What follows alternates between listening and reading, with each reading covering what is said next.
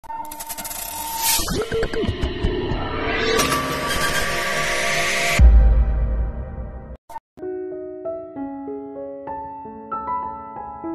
85. Cinta perjodohan suamiku. Ayla juga tidak pulang ke sini nak. Untuk apa kakek dan nenek menyembunyikan istrimu? Lagian buat apa juga kamu mencarinya? Jika hanya untuk kamu sia-siakan. Ucap kakek melihat ke arah cucu menantunya itu dengan penuh rasa kecewa. Meskipun Rian sudah menceritakan semua dan juga mengakui kesalahan yang sudah dia lakukan kepada Ayla. Tapi tetap saja pasangan sepuh itu merasa kecewa. Jika bisa memilih, maka mereka tidak akan mengizinkan putranya menjodohkan cucu perempuan satu-satunya itu. Rian minta maaf kek, karena sudah menyakiti Ayla. Dan sudah membuat kalian semua kecewa. Kata Rian yang merasa bersalah. Karena kecerobohannya yang tidak memikirkan perasaan Ayla yang dia abaikan. Yang ada di dalam pikirannya hanya menyerang kembali perusahaan Barclay, dan membuat Sanjaya terjebak oleh permainannya sendiri. Karena Rian berpikir jika Ayla akan bertahan dengan statusnya yang Rian gantung, tanpa kejelasan. Meskipun Rian sendiri ikut tersiksa harus melihat semua kemesraan dan perhatian yang Nando berikan kepada istrinya. Tapi Rian tidak berdaya untuk mengungkapkan jika dia juga mencintai Ayla. Dia hanya takut karena keegoisannya malah membuat Ayla celaka. Rian baru menyadari perasaannya kepada Ayla setelah Ayla dirawat di rumah sakit. Karena setelah itu Ayla tidak pernah lagi mau menoleh ke arahnya. Dan semua itu membuat Rian merasa sakit hati sendiri. Apalagi bila dia mengingat perkataan Nando yang akan merebut Ayla darinya. Membuat ketakutan Rian akan kehilangan Ayla berkali-kali lipat. Sehingga membuat Rian semakin kacau, sampai-sampai dia tidak pernah menyelesaikan pekerjaannya di perusahaan. Dan tentunya juga, itu semua ada ikut campur dari Andre sahabatnya. Karena Andre lah yang mengatakan jika Rian sudah jatuh cinta kepada Ayla yang juga menjadi sahabatnya. Karena Rian memang sempat bercerita kepada Andre, tentang apa yang dia rasakan. Sehingga kata-kata yang Andre ucapkan, selalu berputar di memori pikiran Rian yang sedang kacau. Loh, berarti sudah jatuh cinta kepada Ayla. Itulah perkataan singkat dari Andre. Meskipun tadinya Andre hanya asal menebak. Setelah melihat Rian yang selalu uring-uringan bila melihat Ayla bersama Nando. Tapi siapa sangka, jika karena tebakannya itu, membuat Rian sadar akan perasaannya sendiri. Namun setelah hampir 1 bulan, fakta baru tentang penyelidikan terhadap Bella, barulah terungkap. Tepatnya saat Rian ingin kembali ke rumah untuk menemui Ayla dan mengatakan jika dia juga sudah mencintai Ayla. Akan tetapi semua rencananya harus dia urungkan dulu, karena niat hatinya ingin menyelesaikan hubungan antara dia dan Bella. Setelah Aldi memberikan sebuah amplop, hasil dari penyelidikan yang Rian perintahkan kepadanya. Sehingga tanpa disengaja, sore itu dia mendengar percakapan Bella dan papinya yang ingin menghabisi nyawa Ayla. Apabila Ayla menjadi ancaman antara hubungan Bella dan dirinya. Karena tidak punya pilihan lain. Akhirnya Rian membuat sandiwara, jika dia seolah-olah masih mencintai Bella. Sehingga membuat dia harus mendapatkan umpatan dan cacian dari para teman-teman semua. Tapi demi melindungi keselamatan sang istri yang entah semenjak kapan sudah dicintainya. Rian pun tetap melakukan sandiwara itu. Nak, kembalilah ke kamar kalian untuk istirahat. Karena untuk menemukan Ayla, kamu juga harus menjaga kesehatan dirimu sendiri. Ucap Nenek Rati seperti biasanya. Meskipun dia juga kecewa atas perbuatan Rian kepada Ayla. Namun dia masih tetap memperlakukan Rian sebagai menantu cucunya. Apalagi Nenek Rati juga dapat melihat penyesalan yang Rian rasakan. Dari penampilan juga kantung mata Rian yang menunjukkan jika si pemilik raga itu tidak beristirahat. yang diiyakan oleh Rian untuk istirahat ke kamar Ayla yang berada di lantai 2. Karena memang selama 2 hari ini, dia tidak beristirahat. Rian tidak hanya memberikan perintah saja kepada para anak buahnya. Tetapi Rian juga terjun langsung sampai ke kos-kosan juga, dia telusuri satu persatu. Berharap jika Ayla ada di sana. Belum lagi sekarang Rian semakin mengalami morning sickness, yang tidak pernah tahu waktu seperti ibu-ibu hamil lainnya. Di dalam kamar, Rian melihat satu persatu foto Ayla bersama Vino dan Sari. Setelah tadi dia meletakkan kopernya lebih dulu. Sayang, kamu ada di mana? Aku sangat merindukanmu. Aku mohon kembalilah. Jangan seperti ini. Lirih Rian mendekap foto Ayla sendiri yang sedang tersenyum. Setidaknya, tolong beri aku kabar dulu. Agar aku bisa sedikit tenang. Lanjut Rian yang kembali meneteskan air matanya. Sungguh Rian menyesali atas sikapnya yang sudah mengabaikan Ayla. Sehingga membuat dia harus kehilangan wanita yang masih berstatus istrinya itu. Hanya karena dia terlalu mengkhawatirkan keselamatan Ayla. Membuat dia melupakan betapa kuatnya Tuan Harry papanya dalam menjaga keluarga mereka. Andai saja waktu itu dia mengatakan kepada papanya, maka sekarang dia tidak akan kehilangan Ayla. Itulah penyesalan yang Rian rasakan sekarang. Sedangkan di kediaman Sanjaya, tamparan sangat keras mendarat di pipi Bella. Ini semua karena kebodohanmu. Dasar bodoh, kamu pikir Rian tidak akan jatuh cinta kepada Putri Rituan itu? Coba saja waktu itu kita langsung menghabisinya, pasti ini semua tidak akan terjadi. Murka Sanjaya kepada Bella. Ini bukan salah Bella. Tapi ini semua salah perempuan bodoh itu. Apa salahnya sekarang Papi menyuruh para anak buah Papi untuk membunuhnya? Atau Tuan Anton juga bisa menculik Ayla dan menjadikan dia istri keduanya kan? Bella berucap sambil memegang pipinya yang langsung terlihat membengkak, bekas tamparan papinya barusan. Cih. Kamu pikir segampang itu? Sekarang Putri Rituan itu sudah tidak ada lagi di kota ini. Lalu apa yang harus kita lakukan sekarang? Apa yang bisa kamu lakukan agar Rian bisa kembali kepadamu? Hah? Sentak Sanjaya bertambah kesal. Apa? Sudah pergi. Tapi itu kan tidak sulit bagi orang-orang Papi hanya untuk menemukannya kan? Bella yang masih menganggap semuanya gampang. Bella, semuanya tidak sesederhana seperti yang kamu pikirkan. Apa kamu pikir Harry dan Rituan akan diam saja melihat anak dan menantu mereka dalam bahaya? Jika sampai Anton tahu kalau hubunganmu dan Rian sudah berakhir, maka tamatlah perusahaan Sanjaya. Kata Sanjaya frustasi. Karena memang 80% saham di perusahaan Sanjaya sudah menjadi milik perusahaan Barclay. Tanpa kedua perusahaan itu ketahui, kalau saham itu pun sudah berpindah tangan menjadi milik perusahaan raksasa yaitu perusahaan Erlangga Group. Apakah orang-orang Papi tidak bisa mencarinya di luar kota ini? Pasti sekarang Ayla kembali ke kota A. Tempat kakek dan neneknya. Karena sebelum menikah dengan Rian, dia kuliah dan tinggal di sana. Ucap Bella memberi informasi. Agar orang-orang suruhan Sanjaya itu bisa segera menghabisi nyawa Ayla.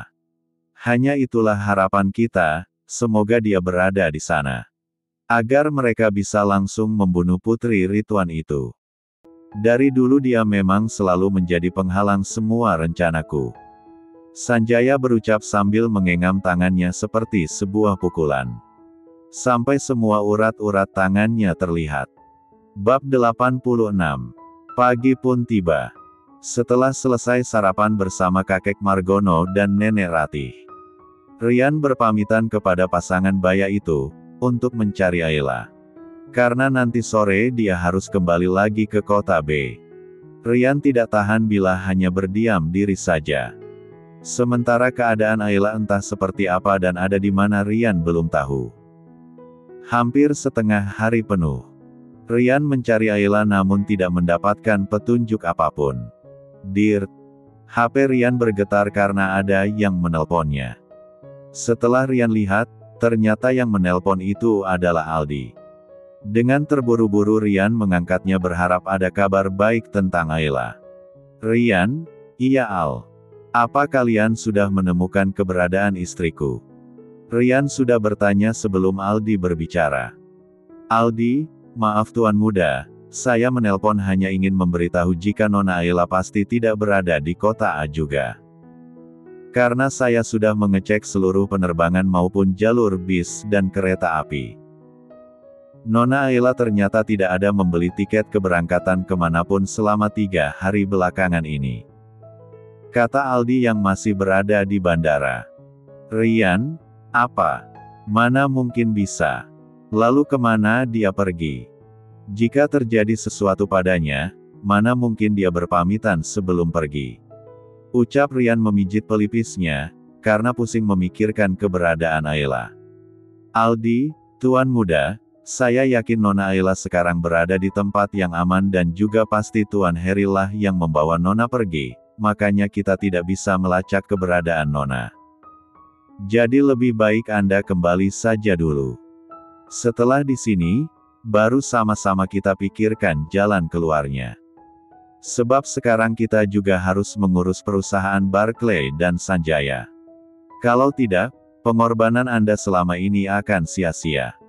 Rian, baiklah aku memang akan kembali sore ini. Tapi aku ingin bertemu dengan Vino Anderson lebih dulu. Karena dia juga sangat dekat dengan istriku. Mana tahu dia mengetahui di mana Ayla berada.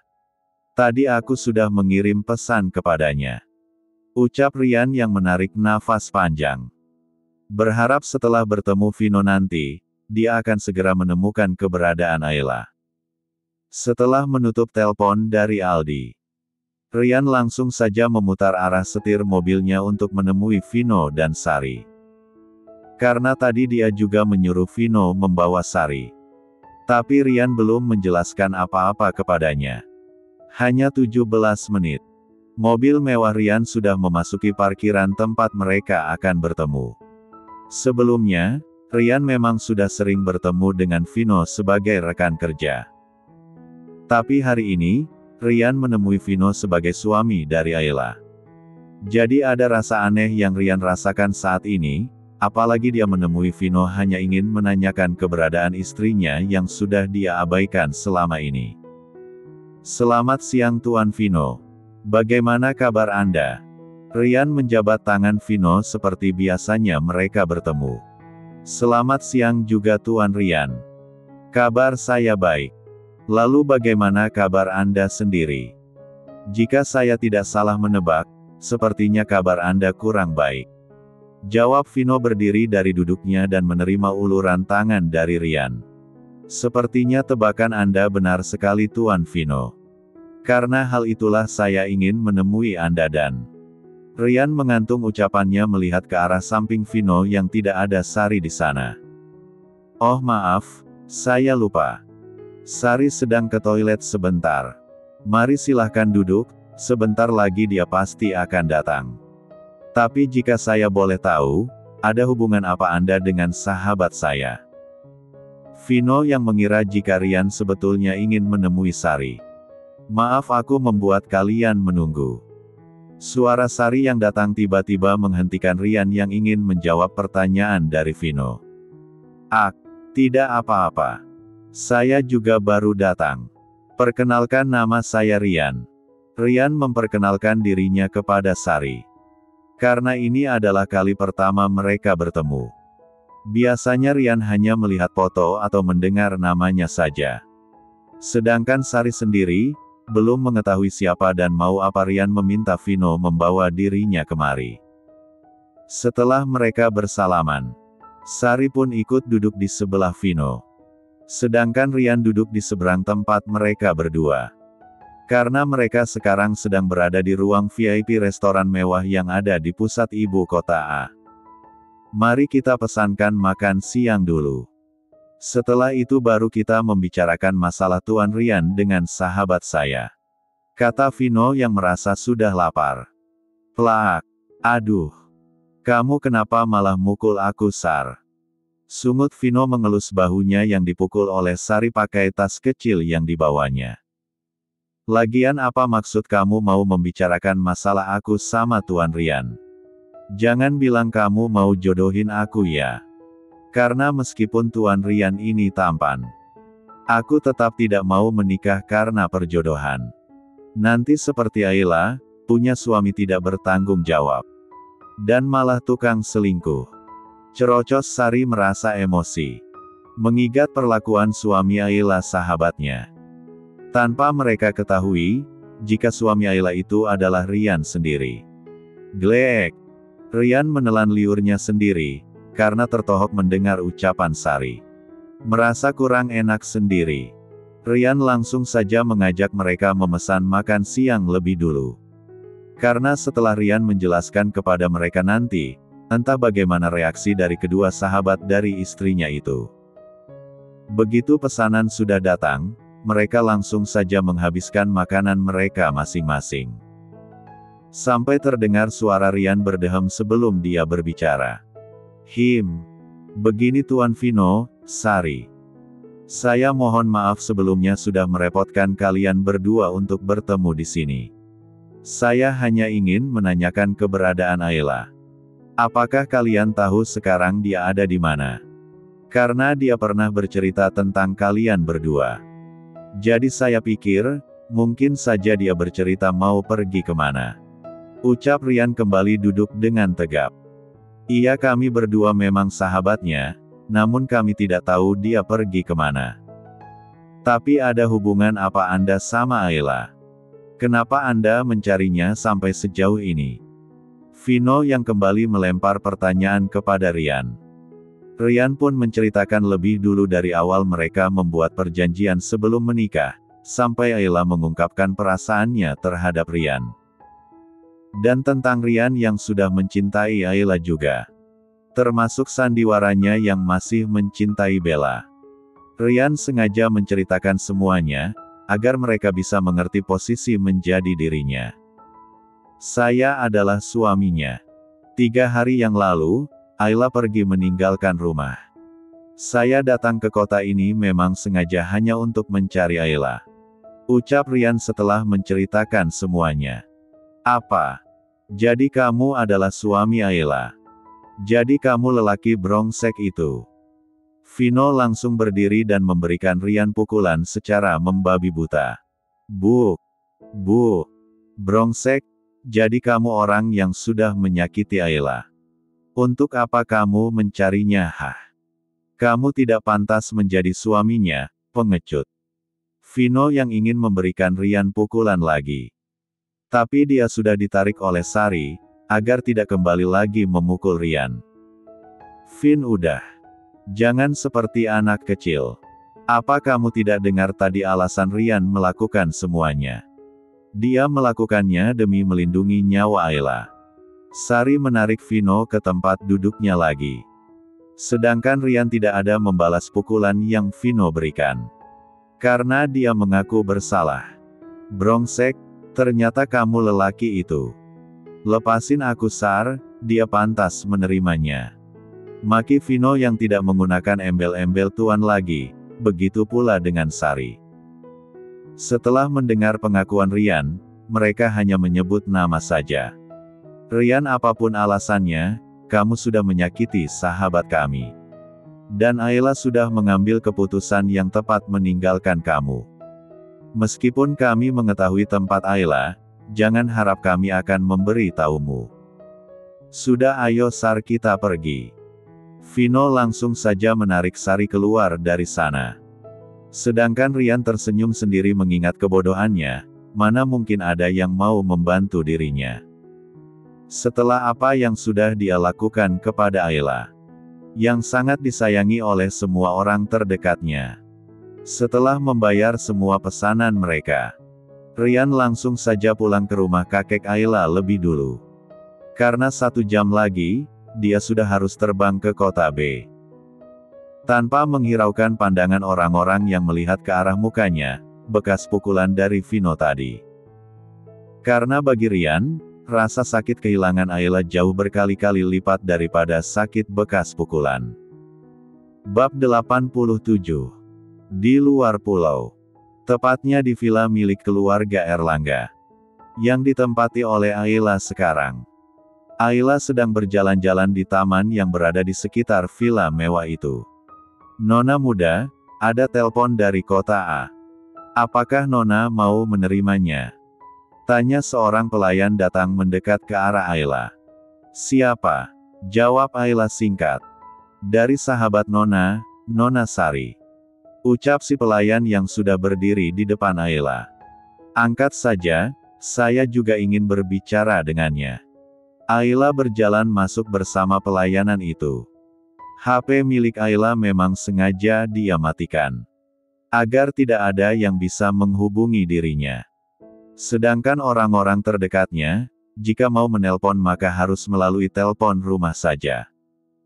Sebab mereka semua memang sudah diberitahu nomor telepon rumah itu oleh Ayla sendiri. "Ini Nona. Kami permisi ke belakang. Jika Nona butuh sesuatu segera baik tidak saja kami," ucapnya sebelum pergi meninggalkan Ayla di ruang tengah. Ayla pun menerimanya, lalu duduk di sofa yang ada di sana. "Ayla, iya selamat sore Sar. Bagaimana kabarmu?" Ayla yang menanyakan kabar Sari lebih dulu. "Sari, sore juga, kabarku baik, bagaimana kabar dirimu di sana?" "Oh ya Ai, tadi siang. Suamimu mengajak Vino dan aku bertemu di restoran tempat kita sering berkumpul dulu. Dia datang mencari dirimu," ucap Sari dari seberang sana. "Rian mencari diriku. Mau apa? Apakah dia sudah tahu jika aku pergi?" Ayla bertanya-tanya di dalam hatinya. "Sari, Ai, apa kamu masih ada di sana? Kenapa tidak ada suaranya? Kamu baik-baik saja kan?" "Baik tidak," Sari khawatir. Ayla, iya, aku baik-baik saja. Apa kalian memberitahu dia, jika aku berada di sini? Dan untuk apa dia mencariku?" Ayla bertanya sedikit gusar. "Sari, tenang saja, mana mungkin kami memberitahu dia. Tentu saja dia mencarimu. Tapi Ai, sepertinya Rian benar-benar serius terhadapmu. Cuma mungkin dia telat menyadarinya. Dan tadi dia juga mendapatkan pukulan dari Vino. Begitu dia berkata, jika dia adalah suamimu." Vino langsung emosi, lalu memukulnya. Tapi dia tidak melawan sama sekali. "Aku rasa dia tahu, jika dia memang bersalah," ucap Sari menceritakan semuanya. Ayla, entahlah Sar. Mungkin memang kami tidak berjodoh. Biarlah dia mencari kebahagiaan dia sendiri. Sekarang aku hanya akan fokus dengan kandunganku. Terima kasih ya, kalian sudah merahasiakan keberadaanku," seru Ayla menutup teleponnya. Setelah lama mengobrol bersama Sari. Setelah menutup teleponnya, Ayla berjalan kembali ke kamarnya yang berbeda di lantai 2. Tiba di dalam kamar, Ayla langsung duduk di ranjang tempat tidur. Karena berjalan-jalan sore sebentar saja, dia sudah terasa lelah. Mungkin karena kehamilannya juga. "Huyuh. Setelah kita pergi, baru papa kalian mencari kita. Biasanya dia tidak pernah menganggap keberadaan kita. Padahal sudah selama 2 bulan ini, di setiap malam, mama selalu menunggu papa kalian pulang. Berharap dia akan memilih kita, daripada kekasihnya itu. Namun papa kalian tidak pernah datang." Ayla berbicara dengan kedua anak yang masih di dalam kandungannya, dengan rasa kecewa. Meskipun tadi Sari sudah menceritakan semua pengakuan Rian yang sengaja menjauhinya, tetap saja Ayla merasa kecewa, karena Rian seharusnya bicara jujur kepada Ayla. Tentunya Ayla akan mengerti posisi menjadi Rian. Apalagi Rian melakukannya untuk melindungi Ayla. Tapi tetap saja, semua pengakuan Rian sekarang, tidak akan pernah mengubah apa yang sudah terjadi pada Ayla. Keputusan yang Rian ambil, hampir saja membuat kedua nyawa calon anak mereka melayang. Karena Ayla yang mengalami depresi memikirkan rumah tangganya. Sementara itu di kota B. Setelah pukul 8 malam, Rian baru tiba di rumahnya dan Ayla. Karena Rian memang sudah memutuskan tidak akan pernah meninggalkan rumah itu. Meskipun Ayla belum bisa dia temukan. Ceklek. Rian membuka pintu dengan perlahan. Setelah menghidupkan lampu di ruangan tegah, Rian ke dapur lebih dulu. Untuk mengambil air minum, yang akan dibawanya ke lantai atas tempat kamar mereka. Hampir 3 bulan yang lalu. Apabila Rian pulang dari kantor, di meja makan, akan selalu ada Ayla yang menunggu kedatangannya. Tapi itu semua berubah karena perbuatan Rian sendiri. Setelah menamparkan Ayla pagi itu, Rian bukannya meminta maaf. Tapi dia malah meninggalkan Ayla begitu saja. Sampai di mana Ayla yang lelah menunggu kepulangannya. Pergi meninggalkan rumah itu. Ayla, maafkan aku. Maafkan aku sayang. Aku berdosa kepadamu. Hari itu, bukannya aku meminta maaf kepadamu. Tapi aku malah hampir saja berbuat dosa bersama Bella. Sungguh aku lelaki brengsek, bahkan aku dengan bodohnya memblokir nomor HP-mu hari itu juga. Rian menangis duduk di kursi meja makan. Tempat yang biasa Ayla duduki. Ayla, aku baik kepadamu selama ini, karena aku merasa bersalah kepadamu. Karena aku sudah merenggut kesucianmu. Rian kembali mengingat bagaimana hari itu dia marah lalu menamparkan Ayla. Karena dia yang lebih mempercayai perkataan Bella. Dan keluarlah semua kata-kata itu dari mulut Rian. Inikah rasanya menunggu? Berarti selama aku meninggalkan dirimu di rumah ini, kamu selalu merasakan apa yang aku rasakan sekarang. Rian menangis penuh sesal yang sudah tiada gunanya. Karena Ayla sudah pergi dari sisinya. Meskipun sekarang Rian menemukan Ayla, belum tentu juga Ayla mau kembali kepadanya. Setelah setengah jam kemudian, Rian kembali ke kamar dengan penuh penyesalan, dan dia malah tidak jadi membawa air minum seperti niat awal dia datang ke dapur. Setelah membersihkan tubuhnya di dalam kamar mandi, Rian langsung saja merebahkan tubuhnya yang terasa lelah. Dengan pikiran yang hanya dipenuhi oleh Ayla. Karena terlalu letih, akhirnya Rian pun tertidur sendiri. Seperti apa selama ini Ayla yang selalu tidur di sana sendirian. Dan sekarang posisi itu bergantian dengan Rian. Di perusahaan Erlangga Group, Rian kembali masuk bekerja. Karena setelah berbicara dengan Aldi tadi pagi, yang datang menjemputnya di rumah.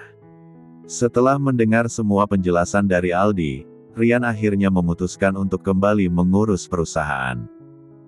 Karena apa yang Aldi katakan adalah benar. Untuk bisa menemukan Ayla dan melindunginya, Rian harus bisa mengalahkan perusahaan Sanjaya dan Barclay lebih dulu. Dengan cara kembali mengurus perusahaan.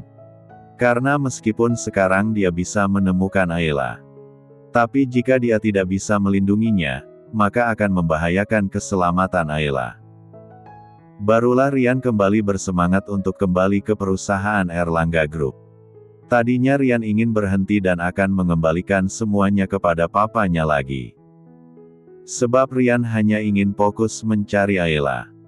Karena sampai saat ini, Rian memang belum mengetahui jika Ayla tengah mengandung anak mereka. Jika dia tahu, maka entah apa yang akan terjadi selanjutnya. Kehilangan Ayla saja sudah membuatnya hampir gila. Apalagi ini ada kedua calon anaknya juga.